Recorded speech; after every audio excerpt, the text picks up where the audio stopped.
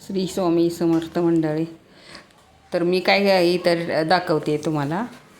आमच्या घरी होता गोंधळ आणि त्याच गोंधळात गोंधळ काय झालं. आदल्या दिवशी बाजार असतो सोमवारचा आणि त्याच दिवशी गोंधळ्यांना फोन करायचा. ते एका ठिकाणी लांब राहतात, त्यांना बोलवायचं होतं आणि आई एकटीच असते घरी. मग कुणीतरीच आता 4घी बहिणी आहे आम्ही, तर 4घीपैकी कुणीतरी आदनमधनं येतं आणि आईच्या काहीतरी कार्यक्रम असला, देवाचा कार्यक्रम असला तर मग त्याला, कधी शेतातला असला तर शेतातल्या कामाला प्रत्येकजण मदत करतं. आणि आता आमच्यावर अशी वेळ आली की आमची पण काहीतरी कामं होती म्हणून आम्ही गेलो होतो. त्यात आईला ते देवाचं करायचंच राहिलं होतं. आईच्या सवासणी आणि गोंधळ जागर वगैरे ते काय असतं ते.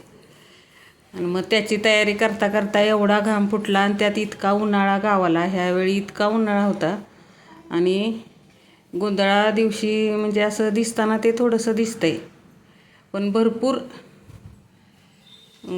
कष्ट त्याच्या मागं येतात आणि त्याची तयारी. मग गोंधळ आणि देवाचा कार्यक्रम करायचं झालं तर मग घर पण स्वच्छ करावं लागतं. बाहेरून भरपूर गोष्टी गोळा कराव्या लागतात.